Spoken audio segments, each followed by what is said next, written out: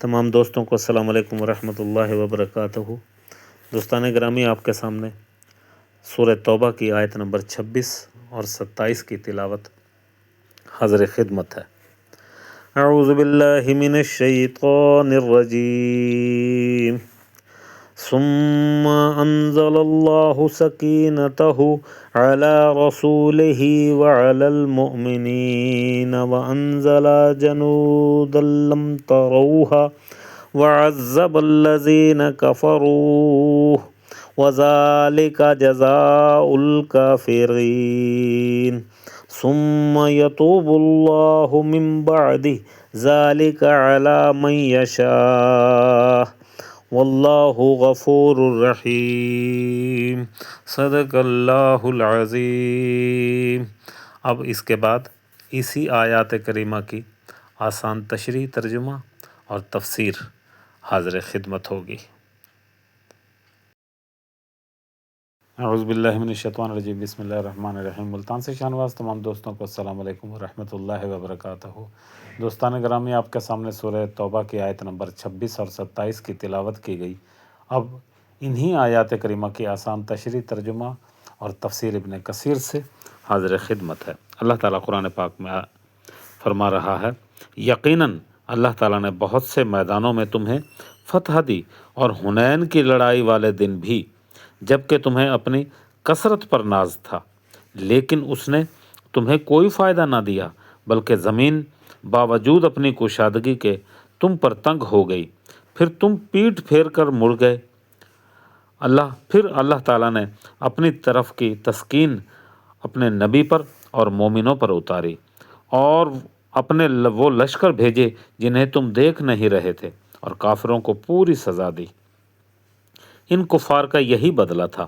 پھر اس کے بعد بھی جس پر چاہے اللہ تعالیٰ اپنی رحمت کی توجہ فرمائے۔ اللہ تعالیٰ بخشنے والا اور مہربان ہے۔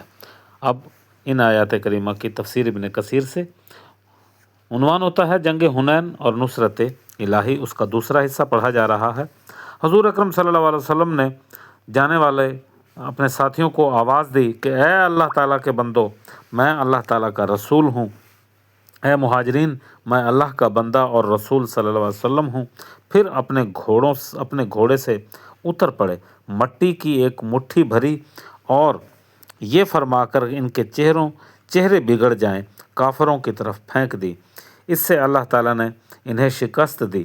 ان مشرکین کا بیان ہے کہ ہم میں سے ایک بھی ایسا نہیں تھا جس کی آنکھوں میں اور منہ میں یہ مٹی نہ آئی ہو۔ اس وقت ایسا معلوم ہوا جیسا گویا زمین اور آسمان کے درمیان لوہا کسی لوہے کی تشت پر بج رہا ہے۔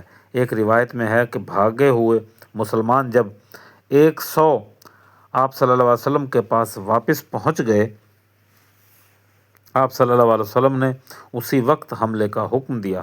اول تو منادی انصار کی تھی، پھر خزرج پر ہی رہ گئی۔ یہ قبیلہ لڑائی کے وقت بڑا ہی صابر تھا۔ آپ صلی اللہ علیہ وسلم نے اپنی سواری پر سے میدان جنگ کا نظارہ دیکھا اور فرمایا اب لڑائی گرما گرمی سے ہو رہی ہے۔ اس میں ہے کہ اللہ تعالیٰ نے جس کافر کو چاہا قتل کروایا، جسے چاہا قید کروایا، اور ان کے مال اور اولادیں اپنے نبی کریم صلی اللہ علیہ وسلم کو فے کی صورت میں دلا دیں۔ اللہ اکبر، مالف ہے۔ حضرت برا بن عازب رضی اللہ تعالیٰ عنہ سے کسی نے کہا کہ اے ابو عمارہ، کیا تم لوگ رسول اللہ صلی اللہ علیہ وسلم کے پاس سے حنین والے دن بھاگ نکلے تھے؟ آپ نے فرمایا لیکن رسول اللہ صلی اللہ علیہ وسلم کا قدم پیچھے نہ ہٹا تھا۔ بات یہ ہے کہ قبیلہ حوازن کے لوگ تیر اندازی کے فن کے استاد تھے۔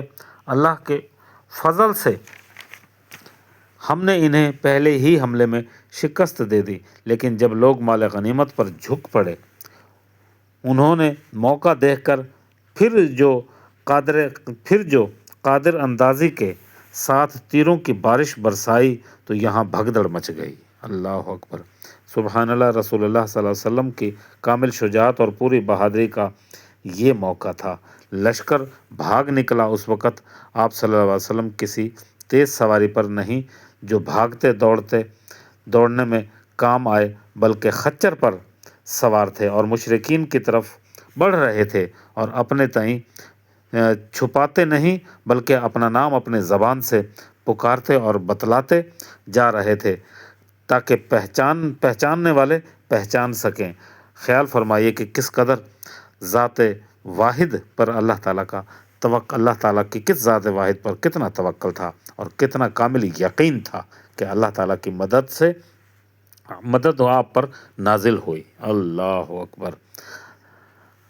وآخر دعوانا ان الحمد للہ رب العالمین۔ اے میرے پروردگار، قرآن پاک پڑھا گیا، ترجمہ، تشریح اور تفسیر بیان کی گئی، اپنی بارگاہ میں منظور و مقبول فرما اور ہمارے لیے توشہ آخرت بنا دے۔